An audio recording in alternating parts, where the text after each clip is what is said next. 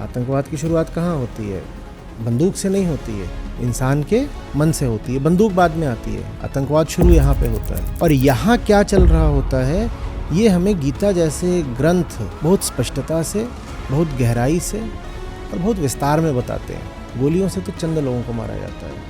आतंकी का निशाना वो करोड़ों लोग होते हैं जिन तक न गोली पहुंचती है, न गोली की आवाज़ पहुंचती है, जिन तक बस हत्याकांड की खबर पहुंचती है। असली निशाना वो करोड़ों लोग होते हैं, इसीलिए इसे आतंकवाद कहा गया है, ताकि उन करोड़ों लोगों के भीतर आतंक बैठ जाए। वो 1, 2 या 10, 20, 50 लोगों की हत्या करके 50 करोड़ या 100 करोड़ लोगों को दहशत में रखना चाहता है। और भारत अगर गीता का हो जाए तो भारत डरना ही बंद कर दे। जब घोर युद्ध छिड़ा हो तब मिलती है गीता, और तभी उपयोगिता है गीता की। अर्जुन भी श्री कृष्ण के साथ इतने सालों से थे। अर्जुन को भी गीता कब मिली? जब अर्जुन अपने आप को महाभारत में पाते हैं। दोनों सेनाओं के बीचों बीच खड़ा है उनका रथ। जब इतनी बड़ी चुनौती अर्जुन स्वीकार कर लेते हैं, तब श्री कृष्ण आते हैं और कहते हैं कि अब मैं तुम्हें वो परम ज्ञान बताता हूं जिसके बाद तुम्हारे लिए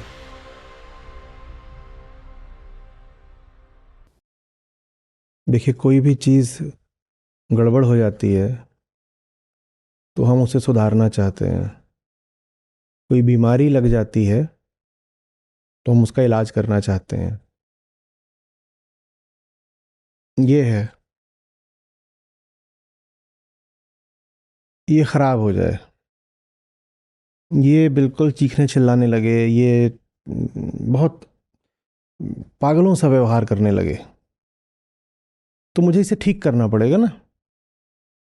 विक्षिप्त हो गया है ये, पर इसे ठीक करने की अनिवार्य शर्त यह है कि पहले मैं इसको समझूं। और समझे बिना कुछ सुधार नहीं हो सकता। जिस चीज को सुधारना चाहते हो उसको समझना पड़ेगा। इसी तरीके से आपको कोई बीमारी लग गई है, कोई कीटाणु, जीवाणु, बैक्टीरिया आपको कुछ लग गया है। आपको अगर उस बीमारी को खत्म करना है तो पहले आपको वो जो जीवाणु है ना, जो पैथोजन है, जो बीमारी का जीव है, कारक है, आपको उसकी पूरी प्रक्रिया समझनी पड़ेगी कि वो पैदा कैसे होता है, आप में कैसे आता है, आप में फलता फूलता कैसे है, आपको नुकसान कैसे पहुंचाता है। ये सारी बातें जब आप समझ जाते हो तो फिर उसका इलाज बहुत आसान हो जाता है ना। तो ये जो बीमारी है आतंकवाद की, अगर हम इससे निपटना चाहते हैं, इसका सामना करना चाहते हैं, तो पहले इसे समझना पड़ेगा। ये आतंकवाद चीज़ क्या होती है, इसका जन्म कैसे होता है।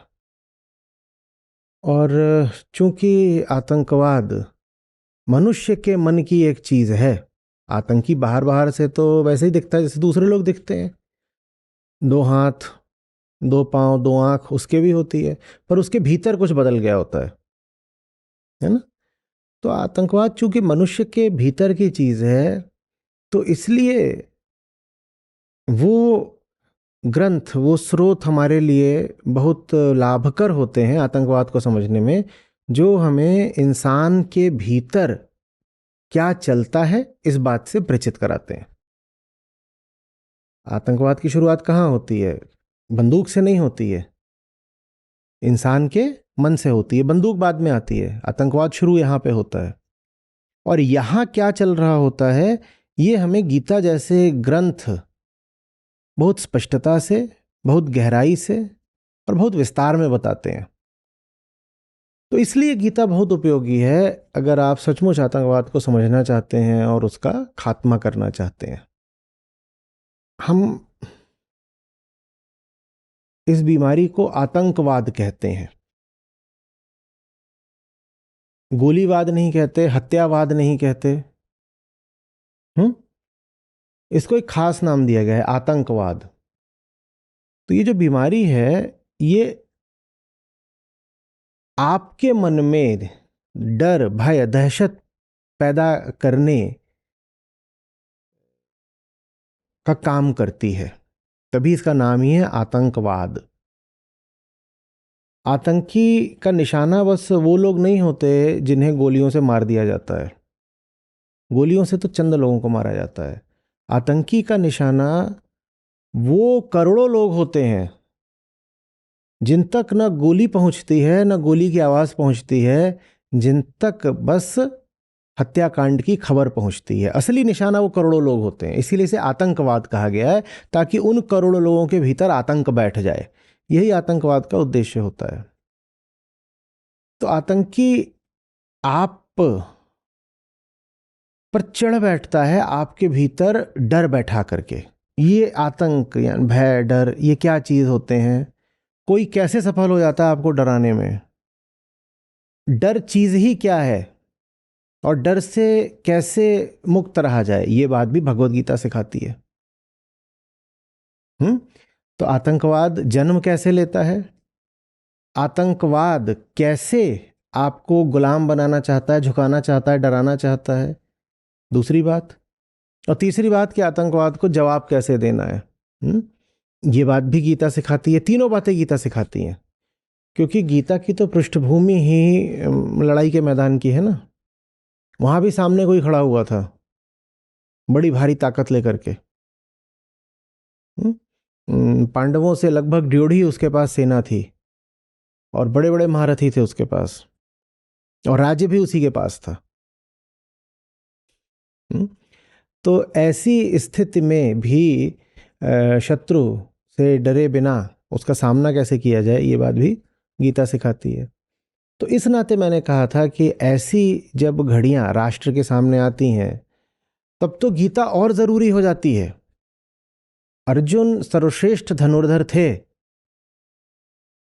लेकिन पहले ही अध्याय में कहते हैं कि मेरी खाल जल रही है, मेरी टांगें कांप रही हैं, हाँ, मेरे मेरे रोए खड़े हो रहे हैं। मेरे भीतर विषाद है, आवेग है, शोकाकुलता है, उत्तेजना है। मैं कैसे शांत और स्थिर होकर के युद्ध करूं? वो बोले मैं गांडीव रख रहा हूं, और वो धम्म से बैठ जाते हैं रथ पर। और ये सर्वश्रेष्ठ धनुर्धर हैं और इनके पास बहुत अच्छे तरीके के आयुध हैं, माने हथियार हैं। एक बाण नहीं चलता, एक बाण नहीं चलता बिना गीता के। तो जिंदगी की जो सबसे बड़ी लड़ाइयाँ होती हैं ना, वो सिर्फ शस्त्र बल से या बाहुबल से या बुद्धि बल से नहीं जीती जा सकती। शस्त्र भी हैं अर्जुन के पास, और बाहु भी हैं अर्जुन के पास, महाबाहो कहलाते हैं, और बुद्धि के भी वो तीक्ष्ण हैं। लेकिन उसके बाद भी जब तक गीता नहीं आई, तब तक युद्ध जीतना तो छोड़ दो, अर्जुन युद्ध में ठीक से प्रवेश भी नहीं कर पाए। जब युद्ध सामने खड़ा हो, तब तो गीता एकदम अनिवार्य हो जाती है। समझ में आ रही है बात? तो चलो अब पहली बात पर आते हैं कि आतंकवाद का जन्म कहां से होता है, और इसको हम गीता के प्रकाश में समझेंगे कि आतंकी आता कहां से है। आतंकी मां के गर्भ से नहीं पैदा होता। आतंकी पैदा होता है एक माहौल से, और उस माहौल को जो वो अपनी अज्ञानगत प्रतिक्रिया देता है, जो उसका इग्नोरेंट रिएक्शन होता है अपने माहौल के प्रति, उससे आतंकी पैदा होता है। जितनी भी काउंटर टेररिज्म रिसर्च है, और साइकोलॉजी और सोशियोलॉजी, खूब रिसर्च हुई है, क्योंकि पिछले 20-30 सालों में आतंकवाद सिर्फ भारत जैसे विकासशील देशों की नहीं, बल्कि विकसित देशों की भी बीमारी बन गया है ना। 9/11 जानते हो ना? तो खूब रिसर्च हुई, ये काउंटर टेररिज्म रिसर्च, कि आतंकवादी कैसे पैदा होता है, कैसे पनपता है। तो पता चला कि जिन जगहों पर गरीबी सबसे ज्यादा होती है, अशिक्षा सबसे ज्यादा होती है, और माहौल में धार्मिक कट्टरता होती है, माने धर्मांधता होती है ऐसी कि जिसमें सवाल पूछना मना होता है, उन जगहों से सबसे ज्यादा आतंकी पैदा होते हैं। गरीबी, अशिक्षा और कट्टरता का माहौल, धर्मांधता का माहौल। इसके अलावा भी बहुत सारे और कारक होते हैं, 5-6। उदाहरण के लिए राजनीतिक अस्थिरता, जहाँ राजनीतिक अस्थिरता ज़्यादा होती है उन जगहों से आतंकवादी ज़्यादा निकलते हैं। जिन जगहों पर कानून व्यवस्था ठीक नहीं होती, रूल ऑफ लॉ नहीं होता, वहाँ से आतंकी ज़्यादा निकलते हैं। जिन जगहों पर कोई पहले से ऐसे संगठन सक्रिय होते हैं जो युवकों को बिल्कुल ब्रेन वॉश करके, गुमराह करके और उग्रवादी संस्थाओं में दाखिला करते हों, वहाँ से आतंकी ज़्यादा निकलते हैं। तो और भी कई कारक थे, लेकिन जो प्रमुख कारक निकले हैं कि वो हैं अशिक्षा, गरीबी और धर्मांधता का माहौल। इसके अलावा कुछ ऐसी बातें निकली हैं जिनको हम कॉजल फैक्टर्स नहीं बोल सकते, माने कारक नहीं बोल सकते, पर वो बातें कोरिलेटेड हैं। माने जहाँ से उग्रवादी निकलते हैं उन जगहों पर आमतौर पर ये चीज़ें भी पाई जाती हैं। तो उनमें से एक है तेज़ी से बढ़ती हुई जनसंख्या, महिलाओं का समाज में गिरा हुआ स्तर, एक हाई फर्टिलिटी रेट, ये सब भी उन समाजों के लक्षण होते हैं जिन समाजों से आतंकी पैदा होते हैं। समझ में आ रही है बात? ये सबके सब किधर की ओर इशारा कर रहे हैं? ये सबके सब इस ओर को इशारा कर रहे हैं कि मनुष्य पैदा तो पशु ही होता है ना, और अगर उसको सही शिक्षा नहीं मिली तो फिर वो पशु ही रह जाता है। मनुष्य पैदा तो पशु ही होता है भाई। पृथ्वी पर 4 बिलियन साल पहले जीवन की शुरुआत हुई थी। और मनुष्य का होना, हमारी प्रजाति होमो सेपियंस का होना, उस 4 बिलियन साल की तुलना में बड़ी ताजी ताजी घटना है। और उसमें भी आगे ये कि जंगल से हम एकदम ही ताजे ताजे बाहर आए हैं, बहुत समय नहीं हुआ हमें। सिर्फ 10,000 साल पहले मनुष्य ने खेती शुरू करी है। इससे पहले तो जंगल में ही अपना घूमता रहता था और कुछ मिल गया उठा के खा लिया, यही सब चलता था। तो हम पशु ही हैं अभी भी, हम अभी भी पशु ही हैं। लगभग 70,000 साल पहले तक मनुष्य में ये क्षमता भी नहीं थी कि जैसे आप आज सोच लेते हो ना, आपके पास जो सोचने की क्षमता है, जो कॉग्निटिव एबिलिटीज़ हैं, 70,000 साल पहले तो वो भी नहीं थी। और 70,000 साल पहले बहुत पास की, बहुत हाल की बात है। क्योंकि पृथ्वी पर जीवन बहुत बहुत बहुत पहले से है। 1 बिलियन कितना होता है? 100 करोड़। तो 4 बिलियन वर्ष पहले से पृथ्वी पर जीवन है। और मनुष्य ने तो हाल में सोचना शुरू किया, और सोचने के बाद भी वो अभी सिर्फ 10,000 साल पहले तक जंगल में ही रहता था। हम अभी भी जानवर ही हैं। और जानवर न नैतिकता जानता है, न करुणा जानता है। जानवर तो बस अपने प्रकृति प्रदत्त स्वार्थ जानता है। बंदर को केला चाहिए तो चाहिए, शेर को मांस चाहिए तो चाहिए। बस जानवर के साथ ये गनीमत रहती है कि शेर का जब पेट भर जाएगा उसके बाद वो जबरदस्ती हत्याकांड नहीं करेगा हिरणों का। उसका पेट भर गया तो उसने फिर नहीं। तो मनुष्य में वो सब स्वार्थ भी हैं जो पशुओं में रहते हैं, लेकिन साथ ही साथ मनुष्य में बुद्धि भी है, बुद्धि भी है। तो इसके कारण वो उस स्तर की हिंसा कर सकता है जिस स्तर की हिंसा कभी जानवर कर ही नहीं सकते। तो मनुष्य न सिर्फ पशु है बल्कि बहुत खतरनाक पशु है। अब आपने इस पशु को सही शिक्षा दे करके अगर इंसान नहीं बनाया, आप एक ऐसी जगह पैदा हो रहे हो जहां किन्हीं कारणों से शिक्षा को महत्व ही नहीं दिया जाता। और बहुत सारे देश हैं जहां शिक्षा को सिर्फ इसलिए महत्व नहीं दिया जाता क्योंकि अगर शिक्षा को महत्व दे दिया गया तो उनको लगता है कि मजहब खतरे में पड़ जाएगा। क्योंकि देखिए, विज्ञान बहुत सारी ऐसी बातें बताता है जो कि आपकी मान्यताओं के विपरीत जाती हैं, तो आप कहते हो कि हम इनको विज्ञान पढ़ने ही नहीं देंगे, क्योंकि अगर इन्होंने विज्ञान पढ़ लिया तो फिर ये हमारी परंपरा से और हमारे मज़हब से ही दूर चले जाएंगे। तो शिक्षा कई बार तो संयोगवश या अन्य कारणों के वश उपलब्ध नहीं होती, और कई बार जानबूझ करके समाज को अशिक्षित रखा जाता है ताकि समाज अंधविश्वासी रहे और उसके ऊपर जो धर्म के ठेकेदार बैठे हैं वो राज कर सकें। समझ में आ रही बात? तो हम जो वहाँ पर जो बच्चे पैदा होते हैं फिर उनको पढ़ने नहीं देते।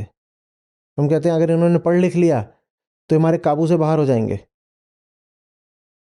असल में पढ़े लिखे आदमी को वैचारिक रूप से गुलाम बनाना बड़ा मुश्किल हो जाता है। उसे ही बनाया जा सकता है बिल्कुल, पर जो बिल्कुल निरक्षर है, कुछ जानता नहीं, उसको बेवकूफ़ बना लेना, अपने सामने झुका लेना, उसे कोई भी पट्टी पढ़ा देना थोड़ा ज़्यादा आसान होता है। तो एक तो ज़्यादातर आतंकवादियों में आप ये पाएंगे कि वो पढ़े लिखे नहीं हैं या कम पढ़े लिखे हैं।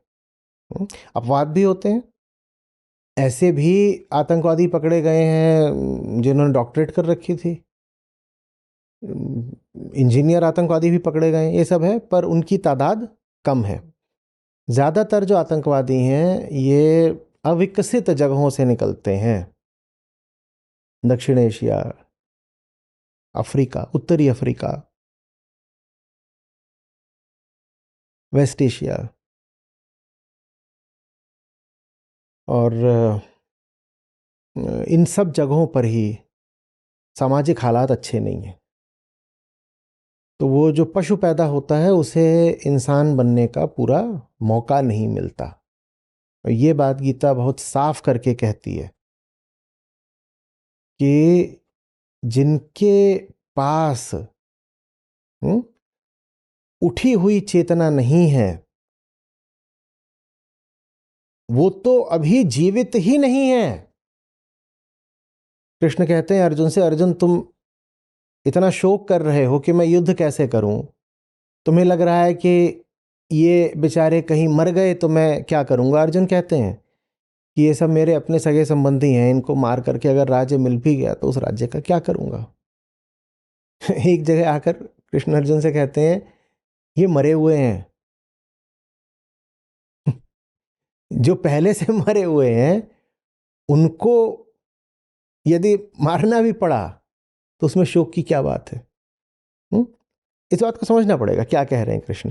कृष्ण कह रहे हैं कि वास्तव में जीवित कहलाने का अधिकारी भी सिर्फ वही है जिसके पास मनुष्य की चेतना हो, वरना वो मनुष्य ही नहीं है। तो आप ये कैसे कह रहे हो कि मैंने एक मनुष्य को मार दिया, वो तो मनुष्य अभी है ही नहीं, तो मनुष्य अभी है ही नहीं। तो आतंकवादी हमें समझना पड़ेगा कि पनपता है अज्ञान के अंधेरे में। ज्ञान जितना कम होगा वहां से उग्रवाद के उठने की संभावना उतनी ज़्यादा होगी। इसको व्यक्तिगत स्तर पर भी समझा जा सकता है। जिस व्यक्ति के पास जितना कम ज्ञान होता है उसको उतनी आसानी से क्रुद्ध, कुपित और उत्तेजित किया जा सकता है। और जो व्यक्ति दुनिया को जितना ज़्यादा जानता है और स्वयं को जितना ज़्यादा जानता है उसको आतंक की और हिंसा की राह पर ढकेलना बड़ा मुश्किल हो जाएगा। उसको किसी भी राह पर ज़बरदस्ती ढकेलना बड़ा मुश्किल हो जाएगा। वो कहेगा मेरे पास मेरा भीतरी प्रकाश है, मैं अपनी राह खुद बना लूँगा, तुम लोग मुझे मत बताओ कि मुझे ये करना चाहिए वो करना चाहिए। धर्म बड़ी व्यक्तिगत चीज़ होती है। वो सत्य और मेरे बीच का हमारा निजी रिश्ता है। तो तुम मुझे मत बताने आओ बाकी सारी बातें कि ऐसा करोगे तो ऐसा होगा, ये करोगे तो स्वर्ग नरक और ये जन्नत दोज़ख ये सब हो जाएगा, वो मैं देख लूँगा। क्योंकि मेरे पास बाहरी शिक्षा भी है, मेरे पास भीतरी ज्ञान भी है। जो धार्मिक किताबें हैं, मेरे पास आंखें भी हैं और मेरे पास बुद्धि भी है। मैंने खुद पढ़ रखी हैं वो किताबें और मैं स्वयं उनका अर्थ करना जानता हूँ, और जहाँ अर्थ नहीं कर सकता वहाँ मैं ये भी जानता हूँ कि किस तरीके से और कहाँ जा कर के उसका अर्थ पूछा जाए। तो कोई मेरा मालिक बनने की कोशिश ना करे, कोई मुझे कठपुतली की तरह इस्तेमाल करने की कोशिश ना करे। आ रही बात समझ में? जब आप ये समझ जाते हो कि आतंकवाद पैदा ऐसे होता है, तो फिर आप ये भी जान जाते हो कि आतंकवाद को जड़ से कैसे समाप्त करना है। देखो, बंदूक चलाने की, बम बरसाने की ज़रूरत कई बार होती है, और जब वैसी ज़रूरत आ ही जाए तो क्या करें? दुर्भाग्य की बात है, लेकिन बंदूक भी चलाई जाएगी और बम भी बरसाया जाएगा। लेकिन अगर आतंकवाद को जड़ से समाप्त करना है तो उसे वहीं समाप्त करना पड़ेगा जहां वो पैदा होता है, और वो पैदा होता है इंसान के मन में, इंसान के अंधेरे मन में। उस अंधेरे को मिटाना पड़ेगा, तब जा करके आतंकवाद का मूलचूल, समूल माने जड़ से नाश होगा। नहीं तो फिर आप मारते रहिए। रक्त बीज की कहानी पता है ना? रक्त बीज की क्या कहानी थी? जैसे से रक्त गिरता है वैसे वैसे वहां दानव। हाँ, तो रक्त बीज एक असुर था, और उसकी खास बात ये थी कि उसको मारा जाए तो जहां जहां उसके खून की बूंदें गिरे वहां वहां एक रक्त बीज और खड़ा हो जाए, एक दाना और खड़ा हो जाए। मारना बड़ा मुश्किल है। तो सिर्फ मारने से आतंकवादी नहीं मरता, हर आतंकवादी रक्त बीज होता है, और कहीं ना कहीं वो चाहता है कि वो मारा जाए, या कम से कम जो उसके आका होते हैं वो चाहते हैं कि वो मारा जाए। क्योंकि जब वो मारा जाता है ना, तो फिर उसकी शहादत की कहानियां सुना करके रक्त बीज की तरह 100 और आतंकी खड़े किए जाते हैं। उसको नायक, शहीद, हीरो का दर्जा दे दिया जाता है। हम्म तो आप बाहर से उसको मार दोगे तो आप 100 और पैदा कर दोगे। हमें बहुत सफलता वैश्विक स्तर पर, माने किसी भी देश को मिली नहीं है बहुत सफलता सिर्फ बंदूक के माध्यम से आतंकवाद का सफाया करने में नहीं मिली है। अब पूरी जनसंख्या तो कहीं की तुम उड़ा नहीं दोगे। एक को मारोगे, उसकी खबर जाती है, और अब तो सोशल मीडिया है, उसकी खबर जाती है, और बाकी जो उसको देखते हैं वो और रेडिकलाइज हो जाते हैं, वो और ज़्यादा उत्तेजित, इंस्पायर्ड अनुभव करते हैं कि हमें भी यही ज़िंदगी चाहिए। अभी बहुत होता था कि एक आतंकी मरता था और उसकी शव यात्रा निकलती थी, तो उसमें हज़ारों लोग जा कर के शामिल होते थे, और जो लोग शामिल हो रहे होते थे उनमें जो जवान लोग होते थे, उन्हीं में से फिर कुछ जा कर के बंदूक उठा लेते थे। तो मैं नहीं कह रहा हूं कि कोई आपके सामने बंदूक लेकर के खड़ा है तो उसका जवाब आप बंदूक से ना दें। वो आखिरी विकल्प होता है जो दुर्भाग्य से कई बार हमें अपनाना पड़ता है। तो बंदूकें चलती हैं, बंदूकें चलेंगी, बम चलते हैं, आगे भी बमों का इस्तेमाल होगा, बल प्रयोग करना पड़ेगा आतंकवाद के खिलाफ, लेकिन उससे आखिरी समाधान नहीं मिलने वाला, बल्कि उससे हो सकता है कि समस्या और ज़्यादा बिगड़ जाए।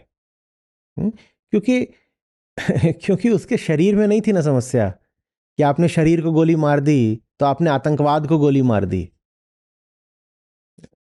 शरीर में थोड़ी समस्या थी, आपने उसके यहाँ छाती में गोली मार दी, उसकी छाती में थोड़ी कुछ खराब था। खराब कुछ कहाँ था? कुछ उसके मन में खराब था, तो उसका उपचार वहां करना पड़ेगा। हम्म? वैसे ही अब आते हैं दूसरी बात पर कि नाम है उसका आतंकवाद, टेररिज्म। वो आपको मारना नहीं चाहता, वो आपको टेरराइज करना चाहता है। वो 1 2 या 10 20 50 लोगों की हत्या करके 50 करोड़ या 100 करोड़ लोगों को दहशत में रखना चाहता है। उसको कहते ही आतंकवाद, टेररिज्म, दहशतगर्दी। आ रही बात? क्योंकि उसको पता है कि आप डर जाओगे। और गीता कहती है डरना कैसा, तुम क्या खो सकते हो, तुम्हें बचाना क्या है? तुम्हें क्या बचाना है? तुम तो पैदा हुए हो सही काम करके, अपने बंधन तोड़ने के लिए, मुक्ति के लिए पैदा हुए हो। तुम कुछ बचाने के लिए नहीं पैदा हुए हो, तुम लिबरेट हो जाने के लिए पैदा हुए हो। तो तुम बचाने की क्या कोशिश कर रहे हो? डर तो तब होता है ना जब आदमी कहता है कि फलानी चीज बचा लूं बचा लूं, फिर बचाने के लिए तो हुए ही नहीं हो। मनुष्य जीवन तो इसलिए है कि अपने बंधन काट सको, ये जो भव सागर है इसके पार लग सको। इसमें गठरी बांधने वाला कोई हिसाब नहीं है कि तुम कहो मेरा कुछ हो जाएगा नहीं। अर्जुन से ये थोड़ी कहते हैं श्री कृष्ण कि अपने आप को बचाओ, और ना अर्जुन को ये भरोसा दिलाते हैं कि लड़ोगे तो जीत जरूर मिलेगी। एक बार भी उससे नहीं कहते कि मैं तुम्हारे साथ हूं, मृत्यु तुम्हें छू नहीं सकती, कुछ भी नहीं। कहते हैं बस निष्काम होकर के युद्ध करो, यही धर्म है। क्योंकि तुम जान गए हो अब अर्जुन, कि सही कर्म क्या है, और वो सही कर्म तुम अपने व्यक्तिगत स्वार्थ के लिए नहीं कर रहे हो, वो निष्काम कर्म है, निस्वार्थ कर्म है। तो जो चीज सही है, इस दृष्टि से नहीं कि उससे मुझे कोई व्यक्तिगत लाभ हो जाएगा, बल्कि इस दृष्टि से कि समष्टि को उससे लाभ होना है, उसको फिर करो ना। डरना क्या है? जितना ज्यादा आप व्यक्तिगत स्वार्थों के लिए जियोगे, आप उतना ज्यादा डरे डरे रहोगे, और उतना ज्यादा फिर आपको आतंकवाद का निशाना बनाया जा सकता है। समझ रहे हो बात को? मैं अगर ऐसा हो जाऊं कि मैं डरता ही नहीं, तो कौन आतंकवादी फिर आकर के मेरे ऊपर आतंक आजमाएगा? उसे पता है मैं डरता तो हूं नहीं। डराने की कोशिश, समझो, उसी को की जाती है जो डर सकता है। और भारत अगर गीता का हो जाए तो भारत डरना ही बंद कर दे। दुनिया में कोई भी लोग अगर गीता के हो जाए, कोई भी व्यक्ति अगर गीता का हो जाए, कोई भी समाज समुदाय, तो डर तो चला जाएगा ना। क्योंकि डर तो आता ही है आत्मज्ञान के अभाव से। जो स्वयं को जितना कम जानता है वो उतना डरा डरा जीवन जीता है। और जैसे जैसे तुम अपनी असलियत से परिचित होते जाते हो, वैसे वैसे तुम्हारा डर बिल्कुल कम होता जाता है। जो जितना कम डरेगा वो आतंकवादियों के लिए उतना अनुपलब्ध होता जाएगा। क्योंकि आतंकवादी आता है अपना काम निकलवाने तुमसे, तुमको डरा करके, और तुम डर ही नहीं रहे, तो आतंकवादी का तो सारा खेल ही खराब हो गया ना। समझ में आ रही बात? और अगर तुम डर गए और तुम में भावना आ गई कि मैं बदला लूंगा, दो तरह की आमतौर पर भावना आती हैं किसी ऐसे बर्बर हत्याकांड के बाद। एक शोक की, और दूसरा नफरत और बदले की। शोक होता है क्योंकि आपने लाशें गिरती देखी हैं, विभत्स दृश्य है, एक शोक की बात आती है। अर्जुन भी शोक में थे। इसलिए मैंने कहा कि गीता ऐसे मौकों पर बहुत जरूरी हो जाती है। अर्जुन विषाद योग, गीता का पहला अध्याय ही अर्जुन के शोक से शुरू हो रहा है। अर्जुन भी शोक में है, और आप अपने सामने जब देख रहे हो कि आपके ही साथ के लोग हैं, देशवासी हैं, और निरपराध हैं, बिना बात के उनको मार दिया गया है, जो बच गए हो बिलक बिलक के रो रहे हैं, तो शोक तो होता है। और दूसरी फिर भावना क्या आती है कि एक उग्रता चढ़ती है, भयानक क्रोध चढ़ता है, और भावावेश में आप कहते हो कि मुझे दुश्मन को मार देना है। गीता इन दोनों बातों के लिए मना करती है।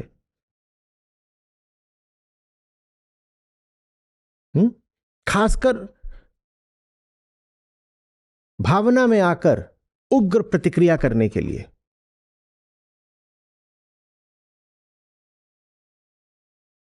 अगर युद्ध जीतना है तो शांत होकर लड़ना पड़ेगा। अगर युद्ध जीतना है तो जो वास्तविक शत्रु है उसको भी पहचानना पड़ेगा, और स्वयं को भी। और उसके बाद आप लड़ते तो हो, बाहर बाहर, भीतर से आप स्थिर रहते हो। बाहर जबरदस्त गति होती है क्योंकि बाहर आप बहुत उग्रता से लड़ रहे हो, पर भीतर भीतर आप बिल्कुल शांत रहते हो। और ऐसा योद्धा मारा तो जा सकता है, हराया नहीं जा सकता।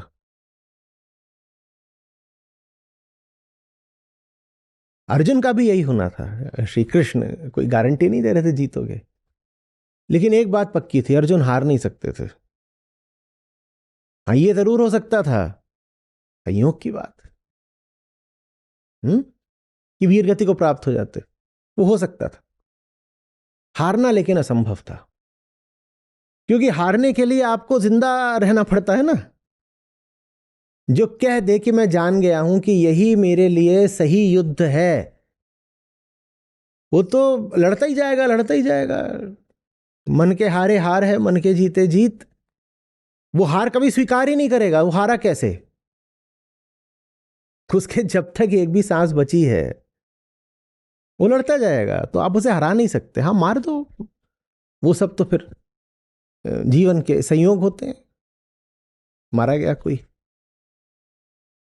समझ में आ रही बात ही है। लेकिन एक चीज पक्की है, अगर आप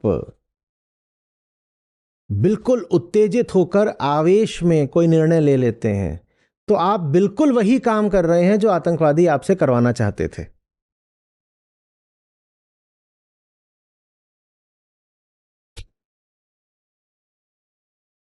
समझ आ रही बात? ये एक सोची समझी चाल है, भारतीयों को ही भारतीयों के खिलाफ बांट देने की। हमें उस चाल को सफल नहीं होने देना है। समझ में आ रही बात?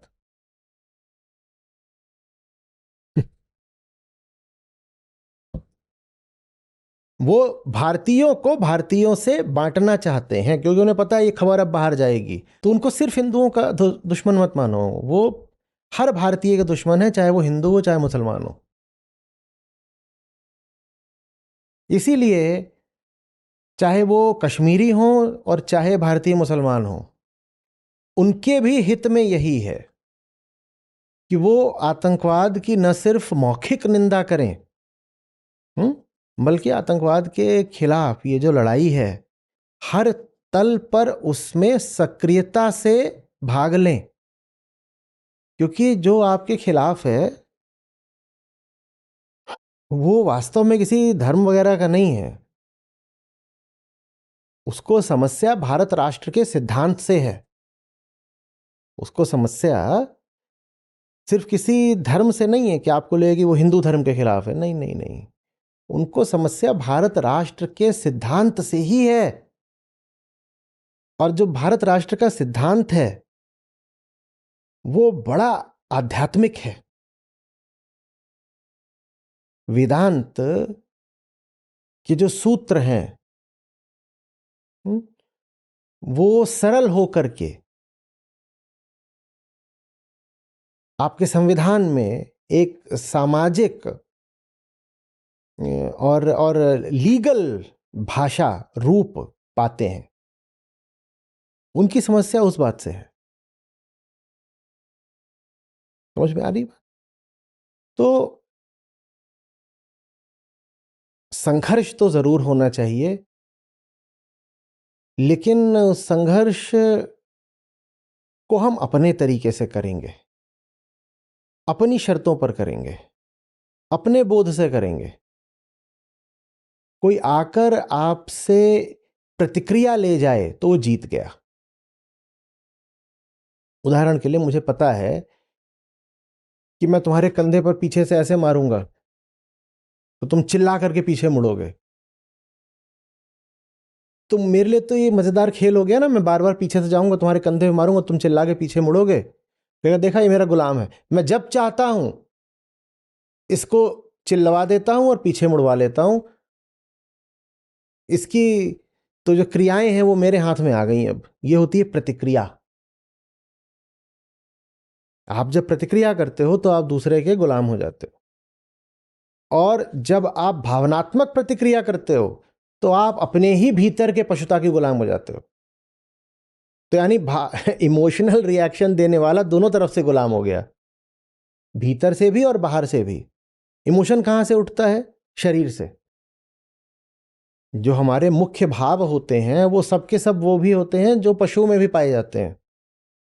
तो आप अगर इमोशनल रिएक्टिवनेस दिखा रहे हो तो आपकी पशुताई प्रदर्शित हो रही है उसमें, और वो इमोशनल रिएक्टिवनेस आप दूसरे द्वारा ट्रिगर किए जाने पर दिखा रहे हो,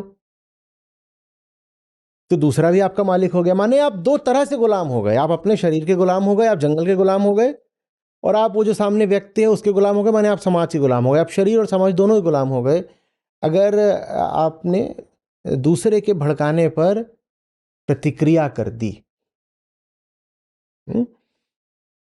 गीता इसलिए है ताकि शांत युद्ध लड़ा जा सके। श्री कृष्ण कहते हैं विगत जर युद्धस्व। विगत माने आगे निकल जाओ, ज्वर माने उत्तेजना से, गर्मी से। विगत ज्वर, युद्धस्व, युद्धस्व माने लड़ो, लड़ो लेकिन ताप के साथ नहीं, शीतलता के साथ, कांपते हुए नहीं। देखा है ना, क्रोध में हाथ सब कैसे कांपने लग जाए। कांपते हुए नहीं लड़ना है, स्थिर होकर के लड़ना है। लड़ना तो जरूर है, और जब कृष्ण साथ होते हैं तो आदमी फिर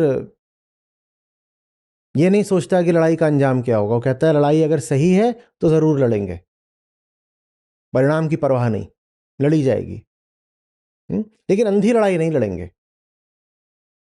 तो जब भी कभी किसी राष्ट्र के सामने हिंसक चुनौतियां खड़ी हो जाएं, उस राष्ट्र को गीता की बड़ी जरूरत पड़ेगी। जब भी किसी व्यक्ति के सामने भी भारी चुनौतियां खड़ी हो जाएं, उस व्यक्ति को भी गीता की बड़ी जरूरत पड़ेगी। हम क्या सोचते हैं कि गीता तो एक धर्म ग्रंथ है मात्र, जिसका उपयोग मंदिर में हो जाएगा या धार्मिक आयोजनों में हो जाएगा। हमने धर्म को जीवन का एक छोटा सा कोना बना रखा है। नहीं, गीता जीवन का कोना नहीं है, गीता जीवन का आधार है। आपको कोई भी सही काम करना है तो आपको गीता का प्रकाश चाहिए। और गीता बस कोई ऐसी पुस्तक नहीं जिसको आपने रख दिया और आप पूज लेते हो। उसमें गहराई से प्रवेश करके उसको समझना पड़ता है, और जो गीता को समझ गया वो जीवन में हार तो नहीं सकता, वो किसी का फिर गुलाम तो नहीं बन सकता। न तो उसको बहका करके आतंकवादी बनाया जा सकता है, और न किसी आतंकवादी के भड़काने पर वो अंधी प्रतिक्रिया करने वाला है। जो गीता का व्यक्ति है, जो गीता को जानता है, समझता है, उसको आप बहका करके आतंकवादी भी नहीं बना सकते, और किसी आतंकवादी के द्वारा गीता का ज्ञानी भड़काया भी नहीं जा सकता।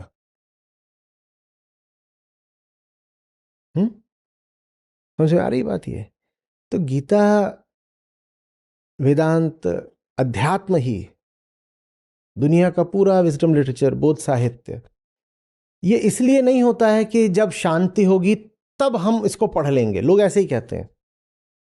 लोग कहते हैं जब थोड़ा शांत होंगे तब जाएंगे और बैठेंगे पढ़ेंगे गीता वगैरह। नहीं, जब युद्ध की घड़ी हो तब उठाओ गीता को। जब जीवन में संघर्ष और चुनौतियां खड़ी हो तब उठाओ गीता को। अर्जुन को गीता कब मिली थी? किसी वन के शांत कोने में, जब अर्जुन बिल्कुल नहा धो करके शांत चित्त से आए थे और श्री कृष्ण से बोले थे चरण स्पर्श करके कि मुझे कुछ ज्ञान दीजिए। नहीं, जब घोर युद्ध छिड़ा हो तब मिलती है गीता, और तभी उपयोगिता है गीता की। इसका मतलब यह भी है कि जीवन में जो लोग युद्धों से, संघर्षों से, चुनौतियों से दूर भागते हैं, उन्हें गीता कभी मिलेगी ही नहीं। अर्जुन भी श्री कृष्ण के साथ इतने सालों से थे। अर्जुन को भी गीता कब मिली? जब अर्जुन अपने आप को महाभारत में पाते हैं। दोनों सेनाओं के बीचों बीच खड़ा है उनका रथ, जब इतनी बड़ी चुनौती अर्जुन स्वीकार कर लेते हैं, तब श्री कृष्ण आते हैं और कहते हैं कि अब मैं तुम्हें वो परम ज्ञान बताता हूं जिसके बाद तुम्हारे लिए शांत होकर लड़ना संभव हो पाएगा। क्योंकि अर्जुन मैदान में तो आ गए थे, पर बड़े विचलित थे और लगभग वो तय कर चुके थे कि लड़ूंगा नहीं। तब कहते हैं यहां तक तुमने कर लिया, बहुत अच्छी बात, अब मैं तुम्हें सहारा देता हूं। पर वहां तक तो खुद ही करना पड़ेगा ना, जहां तक अर्जुन ने करा था। माने चुनौतियां स्वीकार तो स्वयं ही करनी पड़ेंगी ना। जो उन चुनौतियों को स्वीकार करते हैं, स्वीकार करने के बाद वो पाते हैं कि अब गीता उनके लिए उपयोगी हो गई। समझ में आ रही है बात ये? तो गीता का संदेश जीवन से भागने का नहीं है। गीता का संदेश है जीवन की सब चुनौतियां स्वीकारो, उन्हीं चुनौतियों से जूझ करके मुक्ति मिलनी है। सब चुनौतियां बंधन है एक प्रकार के, और जो बंधनों से जूझेगा नहीं वो मुक्ति क्या पाएगा? लेकिन आप अगर बेड़ियों में जकड़े हुए हो और बिना समझे कि ये बेड़ियां आपको किस तरह से जकड़े हुए हैं, आप उनसे उलझना शुरू कर दो, तो क्या नतीजा निकलता है? आप और उलझ जाते हो ना।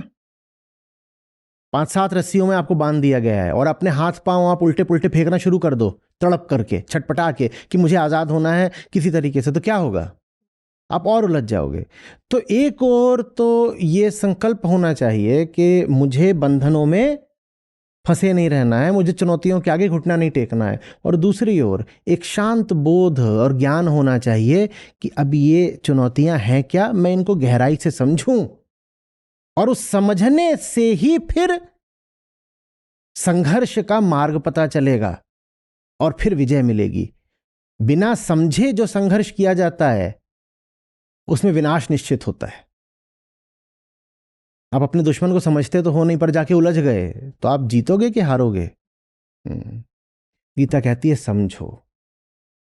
समझना बहुत जरूरी है, समझना बहुत जरूरी है।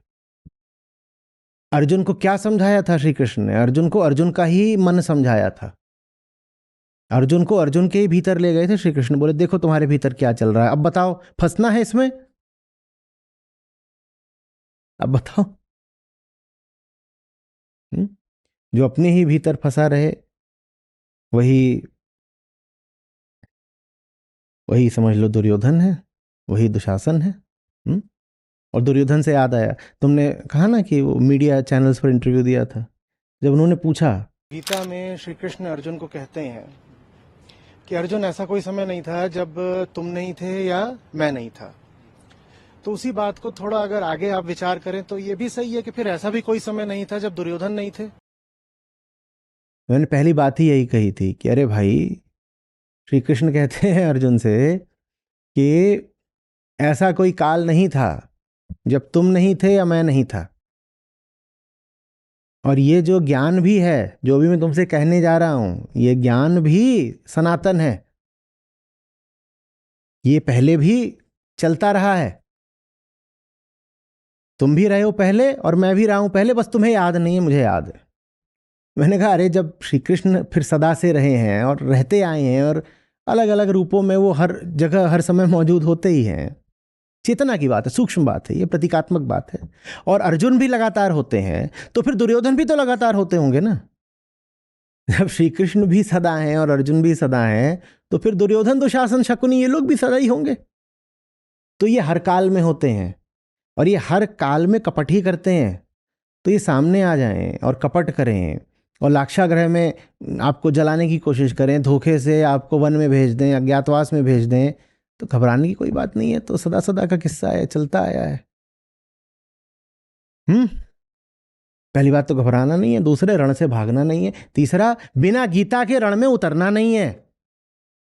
बिना गीता के रण में उतरोगे, चाहे वो कोई रण हो, जिंदगी की छोटी लड़ाइयां, चाहे बड़ी बड़ी वैश्विक अंतरराष्ट्रीय लड़ाइयां, चाहे अपने ही भीतर की लड़ाइयां, अंतर्द्वंद जो हमारे मन में चलते रहते हैं, अपने ही भीतर जो कॉन्फ्लिक्ट्स रहती हैं, कोई भी लड़ाई जब तक कृष्ण, और कृष्ण से मेरा मतलब है वो जो आपको बोध देता है, गुरु, सत्य, आत्मा। उनके पथ प्रदर्शन के बिना नहीं जीती जा सकती। कोई भी लड़ाई हो तो शस्त्र सफल तभी हो पाएगा जब उससे पहले शास्त्र आया हो। शास्त्र के बिना अगर शस्त्र उठा लोगे तो तुम भी तो फिर आतंकवादी जैसे ही हो गए। उसने भी कुछ समझा नहीं है पर शस्त्र उठा लिया है, और उसकी प्रतिक्रिया में तुम भी कुछ समझे बिना शस्त्र उठा लो तो फिर तुम भी उसी जैसे हो गए। कितना सुंदर दृश्य है कुरुक्षेत्र का कि चारों तरफ आपको हथियार ही हथियार और योद्धा ही योद्धा दिखाई दे रहे हैं, लेकिन वो सब कुछ रोक दिया गया है। कोई युद्ध शुरू ही नहीं हो रहा है। क्यों? क्योंकि कृष्ण कह रहे हैं अर्जुन से, अर्जुन युद्ध से पहले ज्ञान जरूरी है, लड़ाई नहीं पहले ज्ञान। अब कल्पना करो गीता ना होती और युद्ध शुरू हो जाता तो क्या होता? सोचो। बहुत लोग कहते हैं जी हटाइए, क्या करना है गीता का, क्या करना है ज्ञान का, ये आर पार की लड़ाई का वक्त है। मैं इन लोगों से पूछ रहा हूं, तुम श्री कृष्ण से ज्यादा होशियार हो गए?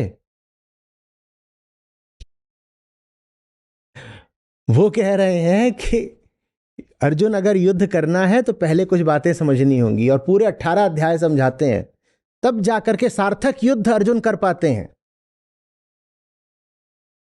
और 18 अध्याय तो छोड़ दो, बहुत लोग हैं जिन्हें कहीं का एक श्लोक नहीं पता, पर वो लड़ने को बड़े तत्पर रहते हो, कहते हैं हम जाएंगे, हम धर्मयुद्ध लड़ेंगे। अरे तुम क्या धर्मयुद्ध लड़ोगे, तुम्हें धर्म ही नहीं पता।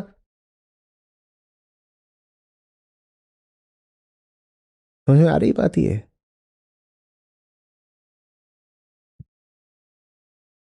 ये गीता की धरती है। और इसीलिए ये भले ही राजनैतिक रूप से, सामरिक रूप से पराजित हो जाए, पर आध्यात्मिक रूप से कभी पराजित नहीं होती। गीता की धरती है ना, तो अविजित रहती है, जैसे गीता अविजित है। क्योंकि गीता कोई हरा नहीं सकता, तो इसीलिए फिर गीता की धरती भी आध्यात्मिक तल पर कभी हारती नहीं है। हम और तरीकों से भले ही गुलाम हो गए हों, हमें पराजय मिली हो अतीत में, पर एक तल हमारा ऐसा रहा है जिसको कभी कोई पराजित नहीं कर पाया। और हम उस तल के जितने ज्यादा संपर्क में आएंगे, हम उतना ज्यादा विजयी होते जाएंगे। अगर हमें बाहर बाहर भी हार मिली है तो समझिए ये कि उसका भी कारण ये है कि जो आम आदमी है ना भारत का, वो गीता, वेदांत, उपनिषद, इनका नाम भले ही सम्मान से लेता है पर इनको समझता नहीं है।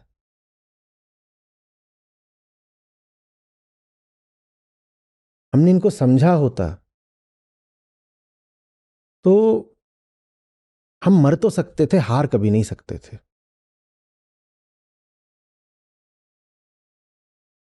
हुँ? हुँ?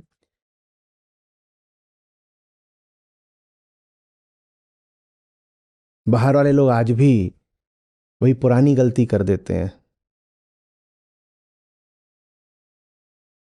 वो जैसे हमले पर हमला अतीत में करते रहे, पिछली शताब्दियों में करते रहे, वैसे ही हमले वो अब कर देते हैं। उनको समझ में नहीं आता कि भारत के पास कुछ ऐसा है जिसे कोई हमला हरा नहीं सकता। और भारतीय अपने उस हीरे की जितनी ज़्यादा कद्र करेंगे,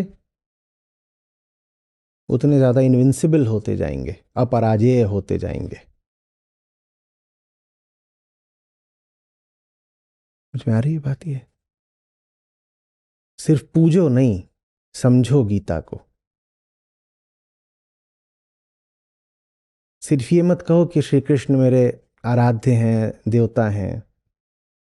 उन्होंने जो बात कही है, उन्होंने जो दर्शन दिया है, उसको गहराई में जा करके समझो, फिर वो जीवन में उतरता है। और फिर देखते हैं कि कौन तुम्हें डरा सकता है या परास्त कर सकता है।